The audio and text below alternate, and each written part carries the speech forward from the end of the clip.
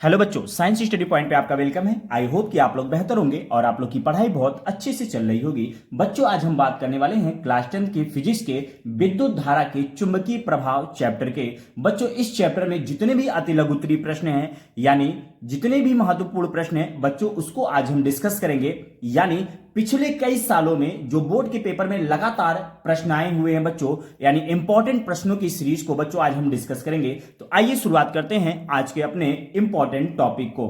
बच्चों, टॉपिक को स्टार्ट करने से पहले अगर आपने चैनल को सब्सक्राइब नहीं किया है तो चैनल को जरूर सब्सक्राइब करें, बेल आइकन को प्रेस करें ताकि जैसे कोई नई वीडियो अपलोड हो वो आप तक पहुंच जाए। बच्चों, हमने क्लास 10 के लिए बहुत सारी मेहनत की है। आप यूट्यूब चैनल पे, मेरे साइंस स्टडी पॉइंट चैनल पे जाके देख सकते हैं कि कितनी वीडियो हमने अपलोड किए हैं। सारी की सारी वीडियो बच्चों कैसी हैं, इंपॉर्टेंट है, जो आपके काम की है। तो बच्चों, आप लोग चैनल को सब्सक्राइब जरूर करें और बेल आइकन को प्रेस करिए। आइए स्टार्ट करते हैं बच्चों आज के इंपॉर्टेंट टॉपिक को।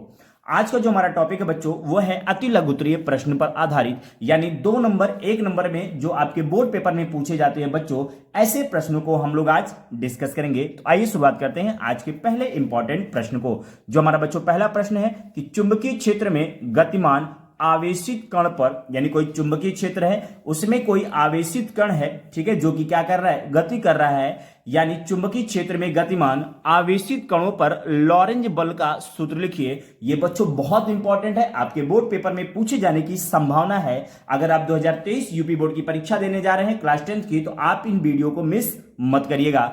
तो इसका जो बच्चों आंसर होगा, अगर इसके आंसर की बात करें तो इसका जो बच्चों आंसर होता है, एक सिंपल सा फॉर्मूला होता है, लॉरेंज बल, यानी बल है, बल को इंग्लिश में क्या बोलते हैं, फोर्स। हम इसे एफ से रिप्रेजेंट करते हैं, तो एफ बराबर q v v sine theta. यानी जो लॉरेंज बल होता है बच्चों, उसका जो फॉर्मूला होता है एफ बराबर q v v sine theta. ये 1 नंबर का प्रश्न आपके बोर्ड पेपर में पूछा जा सकता है। तो आइए चलते हैं बच्चों अपने अगले प्रश्न नंबर 2 की तरफ, जो 2019, 2013 और 2015 में पूछा गया है। ठीक है बच्चों, आज जो हम डिस्कस कर रहे हैं, यानी साइंस स्टडी पॉइंट पे जिस भी टॉपिक के डिस्कस करते हैं बच्चों, उसके आंसर के साथ हम लोग डिस्कस करते हैं। तो आइए शुरुआत करते हैं आज के अपने दूसरे टॉपिक के बारे में, जो काफी इंपॉर्टेंट है बच्चों। ठीक है, ये कह रहे हैं कि डायनमो क्या है, डायनमो क्या है अथवा विद्युत जनित्र से क्या तात्पर्य है। यानी विद्युत जनित्र को बच्चों ही हम क्या कहते हैं, डायनमो कहते हैं। डायनमो क्या है अथवा विद्युत जनित्र से क्या तात्पर्य है, 2019, 2013 और 2015 में आया हुआ ये प्रश्न है।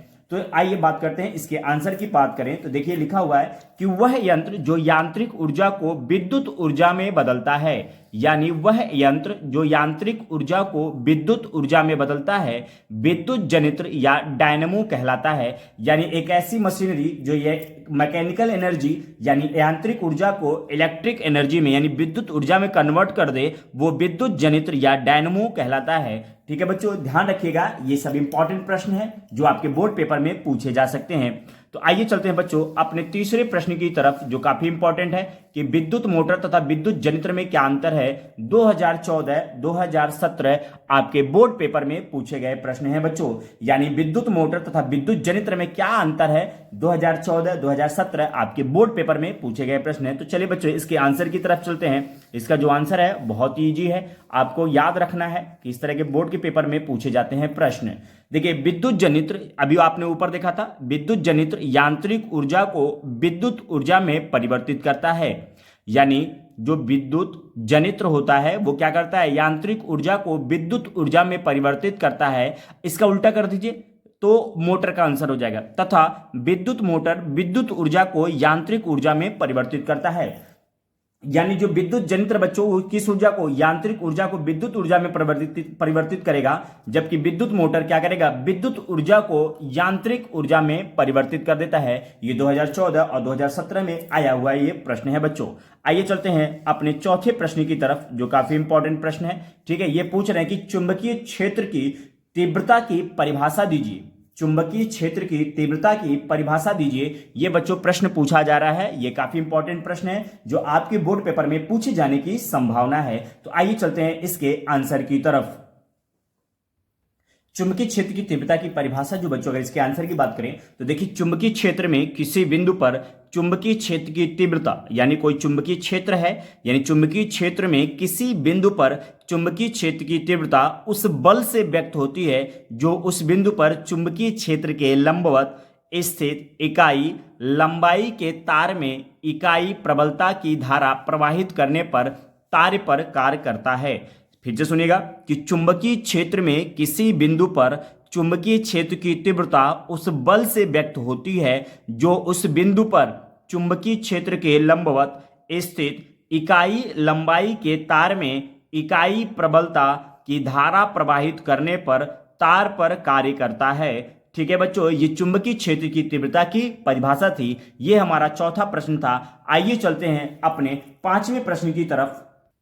हमारा जो बच्चों पांचवा प्रश्न है वह चुंबकीय क्षेत्र में उसके लंबवत रखे धारावाही चालक पर लगने वाले बल के परिमाण का सूत्र लिखना है आपको। यानी कोई चुंबकीय क्षेत्र में उसके लंबवत रखे धारावाही चालक पर लगने वाले बल के परिमाण का सूत्र लिखिए। तो आइए बच्चों इसके आंसर की तरफ चलते हैं। एक लाइन का आंसर है, ध्यान रखिएगा। ये 2013, 2015 और 2017 बोर्ड पेपर में पूछा गया है। बच्चों आज की वीडियो में जिस भी प्रश्नों के बारे में हम बात कर रहे हैं वो किसी ना किसी साल आपके बोर्ड के पेपर में पूछे गए हैं। तो आइए बच्चों अगर इस फॉर्मूले की बात करें तो इसका जो फॉर्मूला होता है F बराबर I/B/L न्यूटन, यानी बल का मात्रक क्या होता है, न्यूटन होता है। F बराबर I/B/L, देखिए फॉर्मूला जो बच्चों होता है F बराबर I/B/L साइन थीटा। और देखिए यहाँ पे लंबवत कह रहा है तो बच्चों साइन थीटा का मान कितना हो जाएगा, लंबवत का मतलब 90 डिग्री, और साइन 90 का मान बच्चों कितना होता है 1। तो यहाँ पे 1 का गुणा करेंगे तो वैल्यू इतनी ही रहेगी, यानी F बराबर I/B/L और इसका मात्रक क्या हो जाएगा न्यूटन। जहां पे I बच्चों क्या है, धारा है, B क्या है, चुंबकीय क्षेत्र है, और L क्या है, चालक की लंबाई है। याद रखिएगा F बराबर I/B/L न्यूटन इसका क्या है बच्चों, मात्रक है। आइए बच्चों चलते हैं अपने छठे प्रश्न की तरफ जो काफी इंपॉर्टेंट है बच्चों। छठा प्रश्न 2017-2018 आपके बोर्ड पेपर में पूछा गया है। ये पूछ रहे हैं कि विद्युत परिपथ में सामान्य तार तथा फ्यूज के तार में क्या अंतर होता है। यानी जो विद्युत परिपथ में नॉर्मल वायर होता है और फ्यूज वायर में क्या अंतर होता है, ये आपको स्पष्ट करना है बच्चों। तो इस प्रश्न को आप बहुत अच्छे ढंग से तैयार करिएगा। आइए चलते बच्चों इसके आंसर की तरफ। तो देखिए पहला पॉइंट जो बच्चों है कि फ्यूज का तार का जो गलनांक होता है वो बहुत कम होता है, जबकि सामान्य ताप का गलनांक अधिक होता है। सॉरी बच्चों, तार होगा यहाँ पे, ताप नहीं, यानी सामान्य तार। ठीक है, सामान्य तार का गलनांक अधिक होता है। ध्यान रखिएगा जो कि फ्यूज तार का गलनांक बहुत कम होता है, यानी हल्का सा टेम्परेचर मिलेगा तो वो मेल्ट हो जाएगा, पिघल जाएगा, जबकि नॉर्मल वायर को ज्यादा टेम्परेचर देना पड़ेगा। यानी फ्यूज वायर की अपेक्षा जो साधारण तार होते हैं, नॉर्मल वायर होते हैं, सामान्य तार होते हैं, इनका जो गलनांक होता है बच्चों अधिक होता है, यानी इनको ज्यादा टेम्परेचर देना होगा तब जाकर ये पिघलेंगे। आइए बच्चों चलते हैं इसी के दूसरे पॉइंट पे। ध्यान रखिएगा कि जो फ्यूज तार का प्रतिरोध होता है बच्चों वो नगण्य होता है। प्रतिरोध क्या होता है कि जब किसी परिपथ में कोई धारा बहती है तो प्रतिरोध उसका क्या करता है, विरोध करता है। यानी फ्यूज तार में जो वायर है, फ्यूज वायर है, उसमें जो धारा बहेगी उसका जो प्रतिरोध होगा वो नगण्य होगा, जबकि सामान्य तार का प्रतिरोध क्या होता है बच्चों, अधिक होता है। तो ये था विद्युत परिपथ में सामान्य तार तथा फ्यूज तार में क्या अंतर होता है। 2017-2018 आपके बोर्ड परीक्षा में पूछा गया प्रश्न है बच्चों।